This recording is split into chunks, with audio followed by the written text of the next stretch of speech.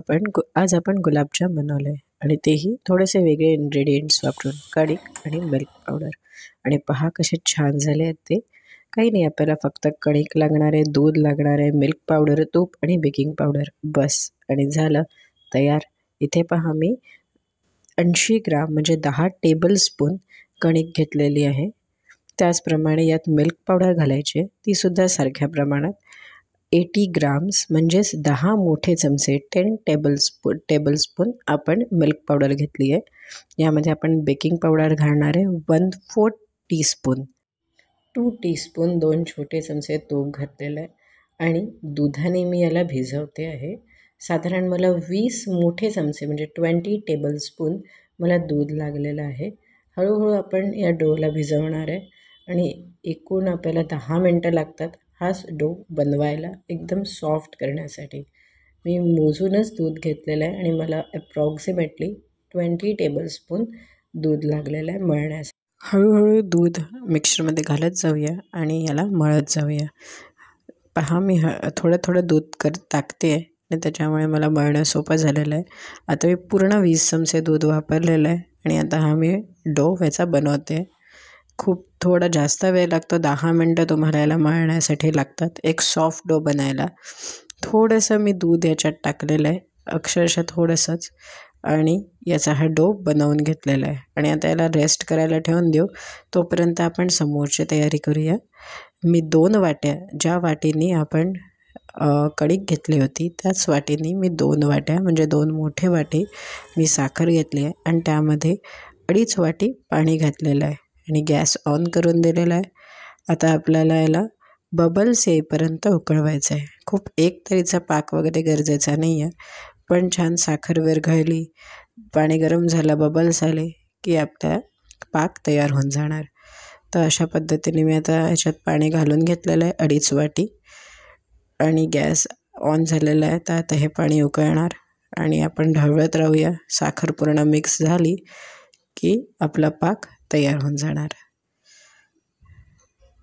जर तुम्हाला माझ्या रेसिपीज आवडत असेल तर माझ्या चॅनलला नक्की शेअर करा, सबस्क्राईब करा आणि नवीन नवीन रेसिपीज इथे माझ्या चॅनलवर पाहत राहा.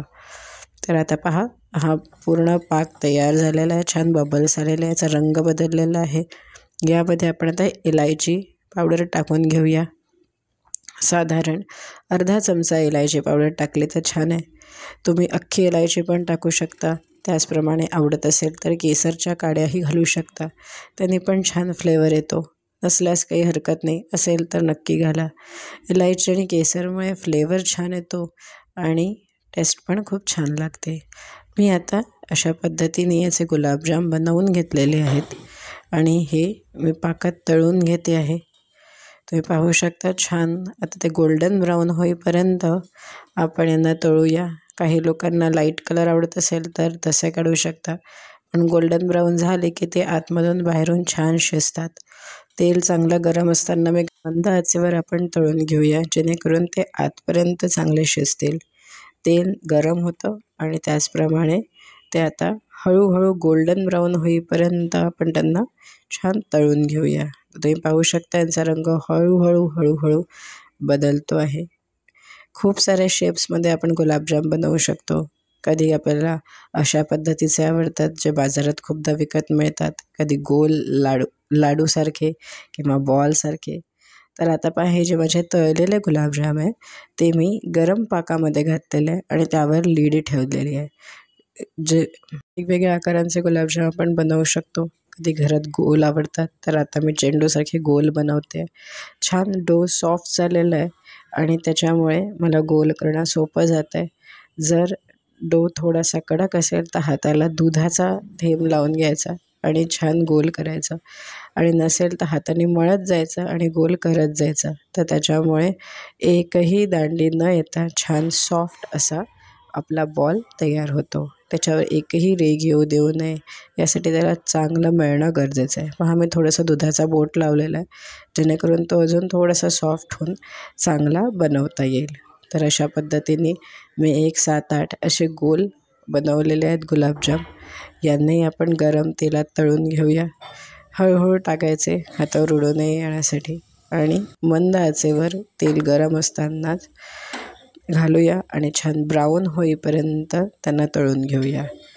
आणि अशा पद्धतीने आपले ते गुलाबजाम तयार झालेले. मी थोडेसे गुलाबजाम जे पाकात भिजलेले होते त्याच्यावर पिठी साखर आणि किसलेले ड्रायफ्रूटचं डस्टिंग केलं. तर एन्जॉय करा ही रेसिपी. बाय.